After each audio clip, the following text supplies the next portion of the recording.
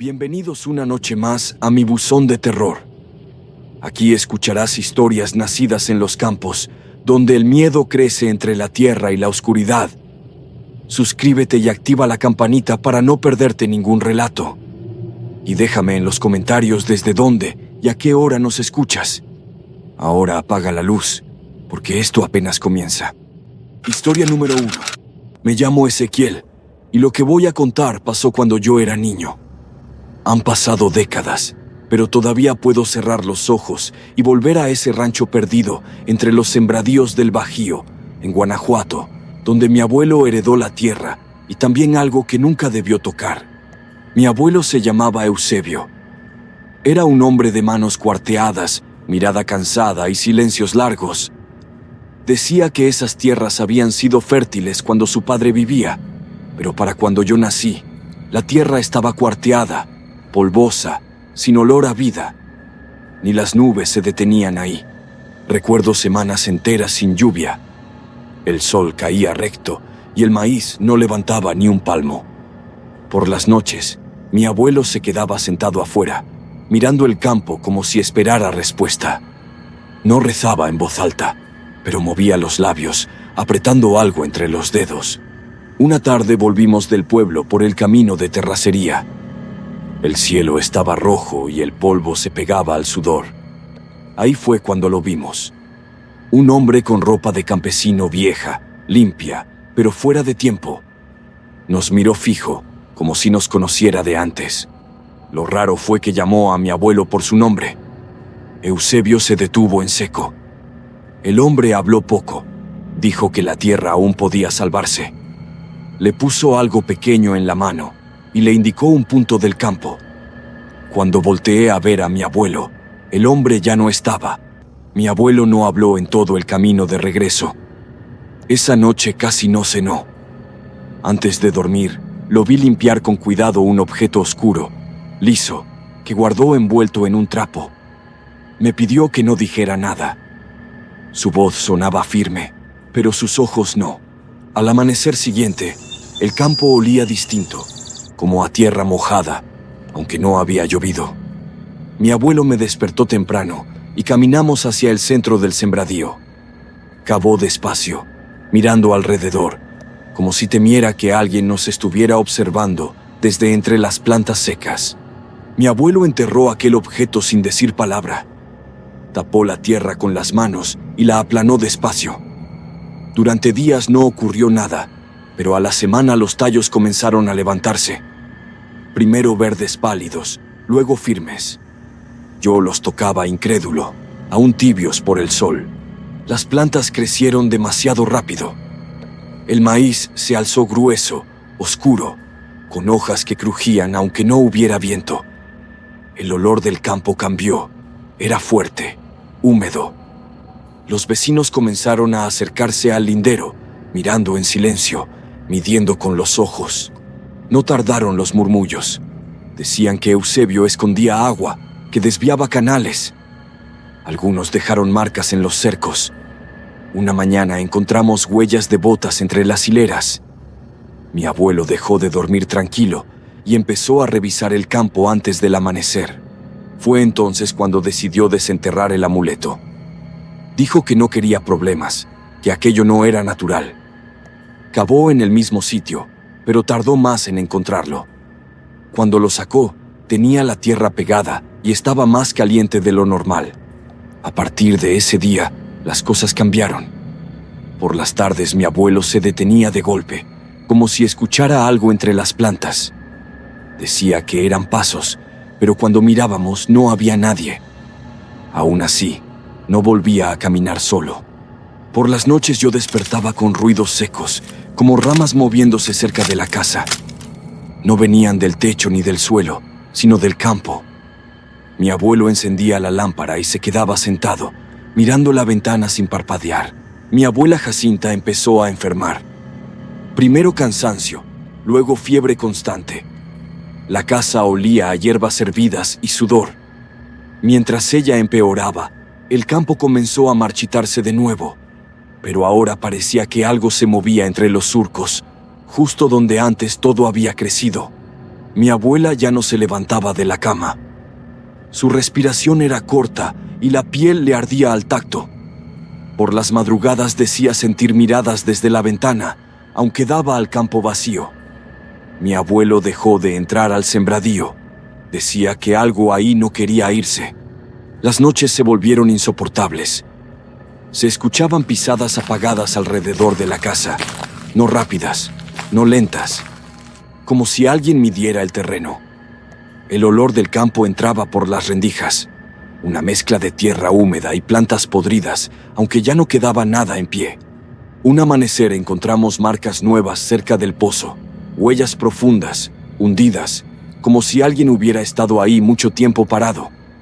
Mi abuelo las cubrió con tierra sin decir nada. Ese día tomó el amuleto y lo lanzó lejos, entre los surcos secos. Eso no ayudó. Jacinta empeoró esa misma semana. Murmuraba nombres que yo no conocía y señalaba al campo con un dedo tembloroso. Mi abuelo empezó a beber por las noches. Ya no rezaba. Solo se sentaba en silencio, esperando que amaneciera. Los vecinos dejaron de acercarse. Nadie quería cruzar por ahí. Decían que el rancho tenía mala sombra, que los animales se inquietaban al pasar. Una tarde, mientras empacábamos cosas, sentí claramente que alguien nos observaba desde el borde del terreno. Vendieron el rancho a un hombre del norte, barato, sin explicaciones. Nos fuimos antes de que terminara la semana. Mi abuelo nunca volvió a pisar esas tierras. Murió años después, sin contarle a nadie más lo que ocurrió. Hace poco pasé por ese camino. El rancho sigue ahí, abandonado. No hay siembra, no hay ganado. Solo tierra seca. Pero juro que, al detenerme un momento, sentí esa misma sensación antigua, como si el campo aún recordara que alguien le prometió algo que nunca debió ofrecer. Historia número 2. Me llamo Cipriano, y todo lo que voy a contar pasó en las tierras donde crecí, en el Valle del Yaqui, en Sonora. Son planas hasta donde alcanza la vista, surcadas por canales viejos y trigo que cruje con el viento seco. Mi familia las ha trabajado desde antes que yo naciera. Vivo ahí con mi madre Candelaria, ya entrada en años, mi esposa Matilde, de carácter callado, y mis hijos Rufino y Genaro, muchachos fuertes que desde el alba me ayudan a levantar la cosecha. La casa es baja, de adobe, siempre con olor a tierra húmeda y café hervido. Las noches en el valle suelen ser tranquilas, solo grillos y algún coyote lejos. Por eso nos inquietó cuando Genaro empezó a decir que los perros ladraban a la misma hora, siempre pasada la medianoche. No era al monte, sino al patio, como si alguien estuviera ahí parado. No le dimos importancia al principio. Pensamos en animales, en sombras. Pero el ladrido no era de alerta, sino de enojo, seco y corto. Yo los escuchaba desde la cama, contando los minutos, esperando que se cansaran. Nunca lo hacían hasta que clareaba. Candelaria empezó a dormir mal. Caminaba despacio por la casa, tocando las paredes como si buscara algo. A veces se quedaba mirando la puerta, murmurando nombres que no decía completos. Yo creí que era la edad, el cansancio de tantos años de sol. Matilde trataba de mantener la calma. Cocinaba al anochecer, cuando yo aún no regresaba del campo con los muchachos. El olor a frijol y leña llenaba todo. Esa noche, mientras revolvía la olla, me contó después que vio pasar una sombra rumbo a la cocina. Pensó que era yo. Dijo mi nombre en voz baja, sin respuesta. La sombra se detuvo un instante, lo suficiente para que ella creyera ver mi espalda. Sonrió, siguió sirviendo. Y fue entonces cuando llegué yo, entrando por la puerta con Rufino y Genaro detrás. Matilde se quedó pálida al verme entrar. No dijo nada frente a los muchachos, pero esa noche, ya acostados, me contó lo de la sombra con la voz apretada. Dijo que estaba segura de haberme visto pasar. Yo quise creer que el cansancio le jugó una mala pasada. Los días siguientes siguieron igual en el campo, pero en la casa algo se había torcido.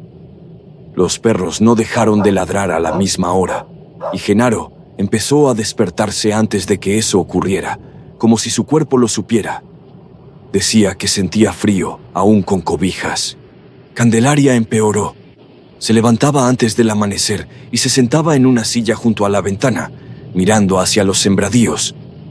Decía que alguien la estaba esperando allá afuera.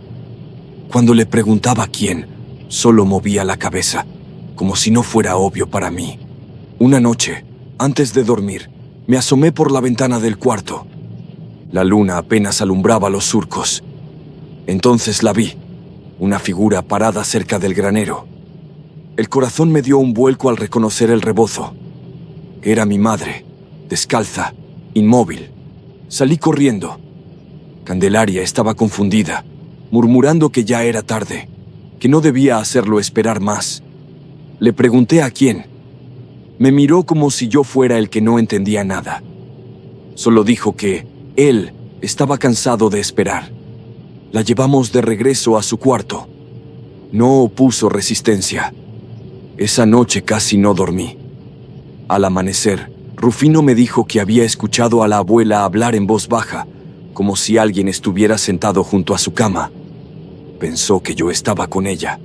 Al caer la tarde, Genaro entró pálido a la cocina. Me dijo que había oído a la abuela decir un nombre que yo no escuchaba desde hacía más de 20 años. Era el de mi hermano mayor, el que murió aplastado por la maquinaria en el campo. Al escuchar ese nombre sentí un vacío seco en el pecho. Le dije a Genaro que no repitiera eso, que la abuela estaba confundida. Pero esa noche fui yo quien escuchó a Candelaria murmurar, con una calma que me heló, como si alguien le respondiera desde muy cerca. Al día siguiente llamamos a un médico del pueblo. La revisó con cuidado, le tomó el pulso, le habló despacio. Dijo que estaba débil, pero en su juicio no había fiebre ni señales de delirio. Aún así, me recomendó vigilarla y evitar que se levantara sola. Por unos días pareció mejorar. Comía un poco más, dormía sin levantarse. Los perros dejaron de ladrar una noche, y eso nos inquietó más que el ruido. Matilde decía que el silencio se sentía raro, como cuando el campo se queda quieto antes de una helada. Creímos que todo iba quedando atrás. Hasta que, de madrugada, escuché claramente dos voces en el cuarto de mi madre. Una era la de ella. La otra la reconocí, aunque no quería. Era idéntica a la de mi hermano, tal como la recordaba. No entré. Me quedé clavado en el pasillo, con las manos sudadas, oyendo cómo ella decía que ya estaba cansada, que ya había cumplido, que pronto estaría con él. No hubo respuestas largas, solo murmullos bajos, como los de una charla antigua. Por la mañana, Candelaria no despertó. Su rostro estaba tranquilo, sin señales de lucha. Parecía dormida, como tantas veces la vi después de una jornada larga. El médico dijo que fue el corazón. Yo asentí, aunque algo dentro de mí no encajaba. Después del entierro, los perros no volvieron a ladrar de noche. El campo siguió dando fruto, como siempre.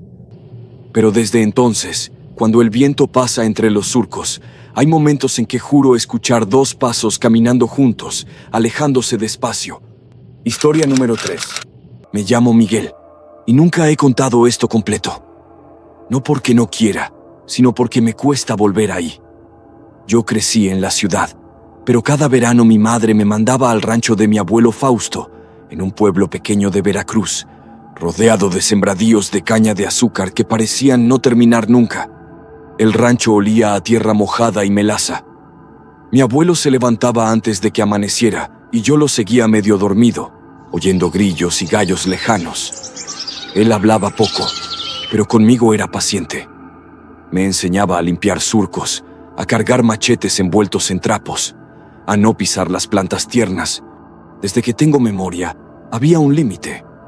Más allá de cierto punto, donde la caña crecía torcida y el suelo se veía hundido, mi abuelo siempre me detenía. No gritos, no castigos. Solo su mano pesada en mi hombro y la misma frase: «Ahí no entres, Miguel». Eso fue lo que más curiosidad me dio con los años. Mientras crecía, ese pedazo de tierra empezó a inquietarme. No tenía cercas, pero nadie caminaba por ahí. Ni perros, ni huellas. A veces, al atardecer, juraba ver la caña moverse sin viento. Cuando cumplí 10 años, ya era más inquieto que obediente. Una tarde, mientras mi abuelo dormía la siesta, decidí acercarme. El sol quemaba la piel, las hojas me cortaban los brazos, y el silencio ahí era distinto, como si el campo me estuviera esperando. Di unos pasos más de lo que debía. El suelo cedió bajo mis pies y resbalé. Sentí el golpe seco y el olor a tierra encerrada. Había caído en un hoyo profundo, mal cubierto, y frente a mí se abría algo que no parecía hecho para animales. Un hueco que seguía hacia adentro. Salí como pude, con las manos temblando y las rodillas lastimadas. No le dije nada a mi abuelo. Esa noche, acostado en la cama de tablas viejas, escuché algo que no supe explicar. Risas bajas, como de niños jugando lejos. Pero dentro del cuarto, no encendí la luz. Me quedé quieto, con la cara pegada a la almohada, tratando de entender si seguía soñando. Las risas se apagaron solas, como cuando un grupo de niños se cansa de un juego, y lo único que quedó fue el crujido leve de la casa de madera. Al día siguiente desperté con los brazos llenos de moretones. Mi abuelo me preguntó si me había caído, y asentí sin dar detalles. No quería que supiera que había entrado a esa parte del campo. Me sentía observado, incluso bajo el sol, entre la caña verde y húmeda. Las cosas raras no pararon. Mis juguetes aparecían en el suelo, aunque yo los dejara acomodados. El trompo rodaba solo unos centímetros y se detenía frente a la puerta, como si alguien lo empujara desde el otro lado. Yo los recogía sin hacer ruido. Una tarde, mientras ayudaba a mi abuelo a revisar los surcos, escuché voces entre la caña. No eran claras, sonaban como palabras en un idioma que no entendía, rápidas y burlonas, justo desde la parte prohibida. Me detuve. Mi abuelo seguía caminando, y yo no quise alcanzarlo. Esa noche me costó dormir. La ventana estaba cerrada, pero sentía corrientes frías en los pies. Pensé que eran nervios, hasta que el colchón se hundió lentamente, como si alguien se hubiera sentado al borde. Quise gritar, y la voz no me salió. Luego sentí las manos, no fuertes, más bien pequeñas, torpes, agarrándome de la sábana. La cama se movió unos centímetros hacia la pared. Pataleé, lloré, y por fin grité el nombre de mi abuelo con todas mis fuerzas. La puerta se abrió de golpe, y la luz me cegó. Mi abuelo me sacudía los hombros, pálido como nunca lo había visto. Yo no podía dejar de temblar. Él miró alrededor del cuarto, despacio, como si esperara encontrar a alguien escondido. Mi abuelo cerró la puerta y se sentó a mi lado sin hablar. Yo seguía temblando, así que terminé contándole todo. Cómo había cruzado la caña torcida, cómo el suelo se abrió y caí en ese hoyo que parecía no tener fondo. Él no se sorprendió, solo apretó la mandíbula. Al amanecer, cuando el gallo todavía no cantaba, por fin habló. Dijo que no era la primera vez que pasaba algo así en su familia, que a él le había ocurrido de niño, en el mismo terreno, cuando todavía vivía su padre y la caña era más baja. Me contó que su papá le había advertido de un tipo de gente pequeña que vivía bajo la tierra, en los huecos que se abrían donde el suelo se hundía. No usó palabras raras, solo dijo que los del pueblo los conocían desde antes y que no les gustaba que los miraran. Esa tarde volvimos a la zona prohibida. Yo caminaba detrás de él, con el estómago revuelto. Encontramos el hoyo donde me había caído, todavía con la tierra suelta alrededor. El olor ahí era distinto, más húmedo, como si el suelo respirara despacio. Con palas viejas empezamos a taparlo. La tierra se iba perdiendo hacia abajo, como si alguien la jalara desde adentro. Mi abuelo sudaba más de lo normal y murmuraba cosas que no alcancé a entender. Antes de irnos, clavó una cruz de madera torcida. Esa noche no volví a escuchar risas, pero tampoco dormí. Cada crujido de la casa me hacía abrir los ojos. Tenía la sensación de que algo seguía despierto bajo nosotros, esperando a que dejáramos de poner atención. Regresé a la ciudad días después. Nunca volví a ese rancho. Mi abuelo murió al poco tiempo y nadie heredó esas tierras. A veces, cuando paso cerca de campos de caña, todavía siento en los pies esa presión leve, como si alguien intentara, otra vez, jalarme de la cama. Historia número 4. Me llamo Cayetano. Nací entre surcos, en la Mixteca de Oaxaca, donde el maíz se mide por paciencia y el sol deja marcas en la piel. Mi padre, mi abuelo y el abuelo de él trabajaron estas tierras. Yo seguí lo mismo, porque aquí uno aprende a escuchar al campo antes que a la gente. En casa me esperaban siempre Eulalia, mi esposa, y nuestro hijo Matías. La tarde olía a nixtamal y tierra húmeda cuando regresaba. Yo llegaba cansado, con las botas llenas de polvo rojo, pensando solo en dormir. Eso creía, hasta que algo empezó a cruzarse en mis caminos. Aquella noche se me hizo tarde. Bajé al pueblo por sal y refacciones, y al volver tomé el camino de los sembradíos. El cielo estaba limpio, la luna recortaba las hojas del maíz. Entonces la vi, una mujer caminando despacio, con un velo negro cubriéndole el rostro. No corría ni parecía perdida. Avanzaba como si conociera cada paso. Cuando pasé cerca, giró apenas la cabeza y se metió entre las milpas. Frené un poco, dudé, pero seguí. Pensé que era alguna vecina, aunque nadie camina sola así de noche. Los días siguientes me encontré pensando en ella más de lo normal. En el campo, el silencio se llena de ideas. Una mañana, mientras regaba, la vi otra vez, parada entre mis surcos. Le dije un «hola», sin levantar mucho la voz. No hubo respuesta. Parpadeé y ya no estaba. No había huellas claras, solo el maíz moviéndose lento. Sentí una vergüenza rara, como si me hubiera sorprendido a mí mismo inventando cosas. No le dije nada a Eulalia. Preferí callar y seguir trabajando. Esa tarde, al irme, noté marcas recientes cerca del camino, como pasos que iban hacia un rancho viejo, más adelante. Siempre creí que estaba abandonado. Al mirarlo desde lejos, con el sol cayendo, tuve la certeza incómoda de que alguien acababa de entrar. Me quedé mirando el rancho desde el camino. La barda estaba vencida y el portón colgaba torcido, pero la tierra de la entrada no tenía maleza. Ahí entendí que no estaba tan abandonado como todos creían. Seguí a casa con esa idea rondándome. Esa noche casi no dormí. El viento movía los tejabanes y pensé en Matías respirando hondo, en Eulalia dándose la vuelta sin despertarse. Me repetí que estaba cansado, que el campo a veces engaña la vista. Aún así, el rancho no se me fue de la cabeza. Los días siguientes empecé a notar cosas pequeñas. Surcos pisados donde nadie debía entrar, mazorcas arrancadas sin llevarse. No era robo. Era como si alguien caminara solo por costumbre.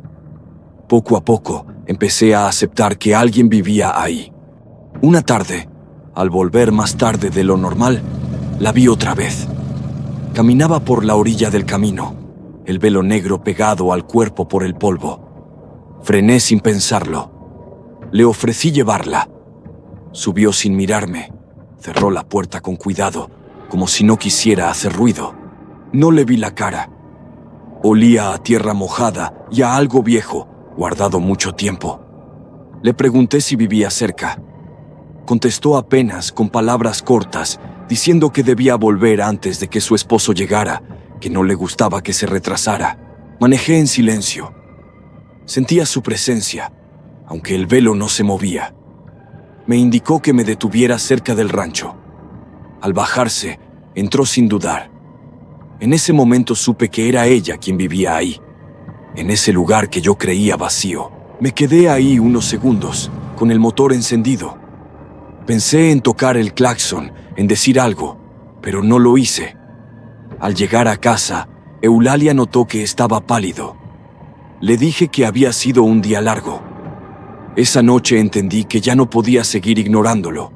Al día siguiente el campo amaneció cubierto de nubes bajas.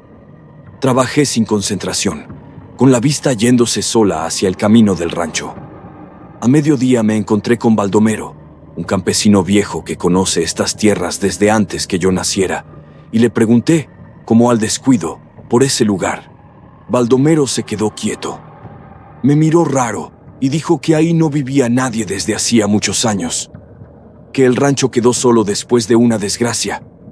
Me contó que el hombre que lo habitaba mató a su esposa por celos, al enterarse de que ella veía a otro, y la enterró fuera del terreno.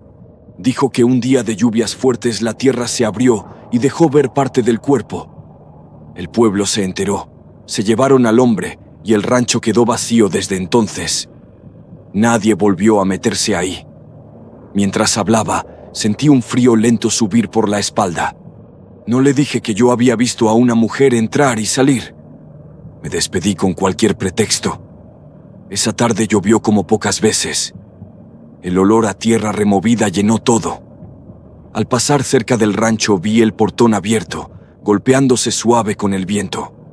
No me bajé del auto. Me quedé mirando el camino de lodo que llevaba a los campos.